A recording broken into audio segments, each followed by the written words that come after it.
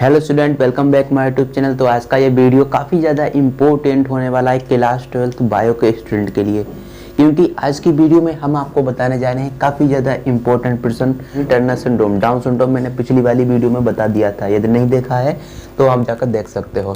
तो देखिए, आज की वीडियो में हम आपको टर्नर सिंड्रोम के बारे में बताएंगे और ये काफ़ी ज़्यादा इम्पोर्टेंट है। परीक्षाओं में इसके पूछे जाने के चांसेस काफ़ी ज़्यादा हैं। और ये कहाँ से लिया गया है?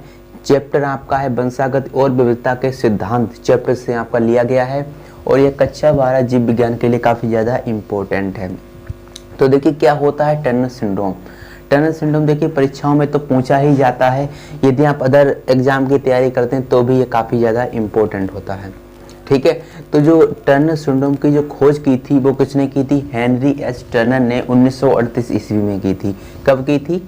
1938 ईस्वी में की थी। इम्पोर्टेंट पॉइंट है, कई बार एमसीक्यू में पूछा जा सकता है।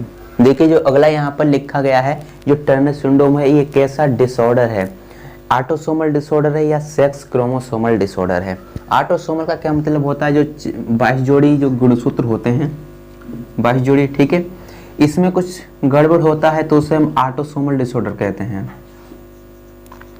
Autosomal disorder. ठीक है, और यदि इसमें कुछ गड़बड़ होता है, जो लिंग गुणसूत्र होते हैं, ठीक है, ये नर का है, मादा का है ये, और नर का क्या होता है? XY होता है। ठीक है, तो ये बात तो आपको पता है।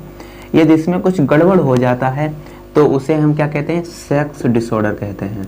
ठीक है, सेक्स क्रोमोसोमल डिसऑर्डर।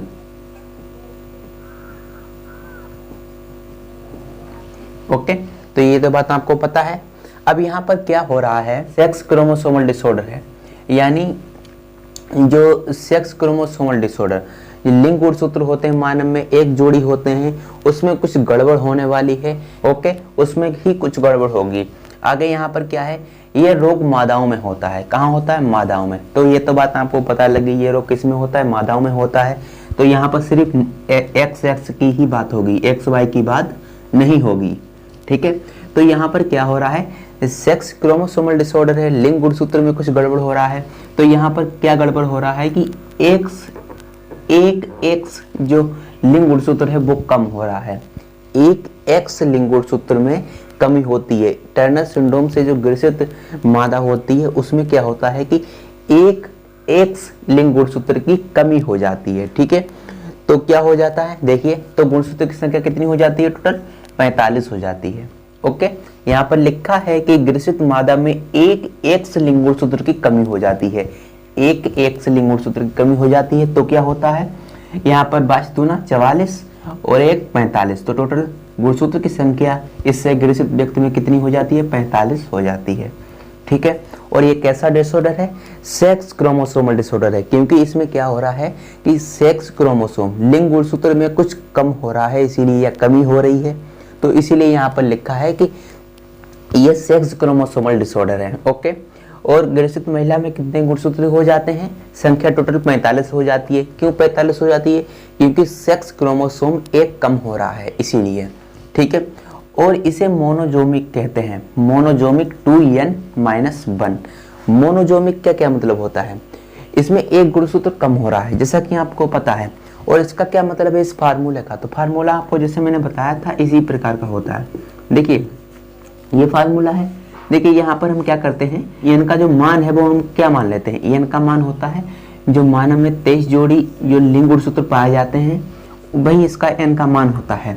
तो 23 यहाँ पर लिखेंगे, -1 कर देंगे, तो 23 दूना 46 हो जाता है और -1, तो टोटल कितना हो जाता है? 45 हो जाता है। तो इससे जो ग्रसित व्यक्ति होता है उसमें गुणसूत्र की संख्या 45 हो जाती है।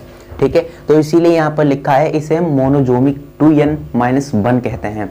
तो ये इंपॉर्टेंट है, ये भी पूछा जा सकता है। अगला है ये अनुवांशिक है, कहाँ से आता है? माता पिता से संतानों में जाता है। तो ये होता है टर्नर सिंड्रोम के बारे में। एक बार और मैं आपको समझा देता हूँ। टर्नर सिंड्रोम की जो खोज की थी वो किसने की थी?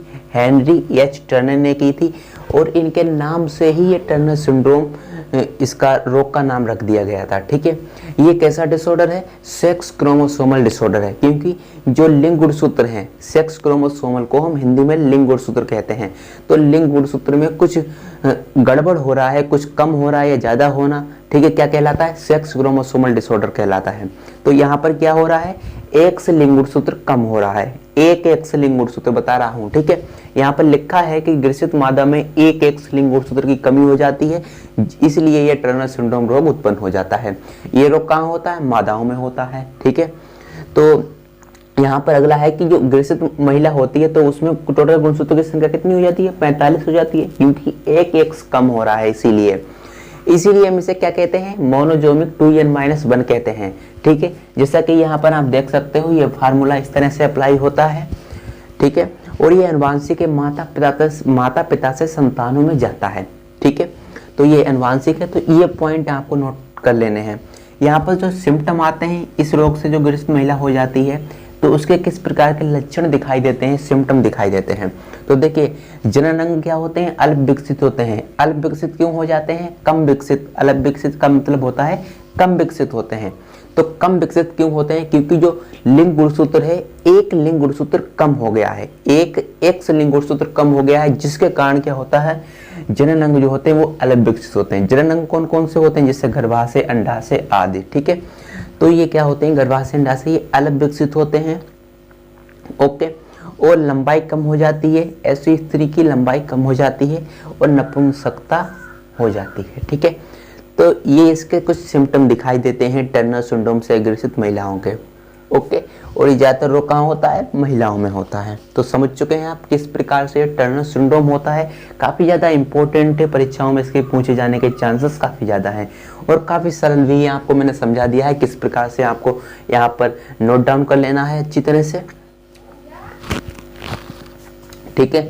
तो आई होप आप समझ पाए होंगे। तो चलिए अब मिलते हैं अगली वीडियो में। यदि आप सभी वीडियोज को टॉपिक वाइज देखना चाहते हैं तो प्लेलिस्ट में जाइए और सारी वीडियोज को देखिए।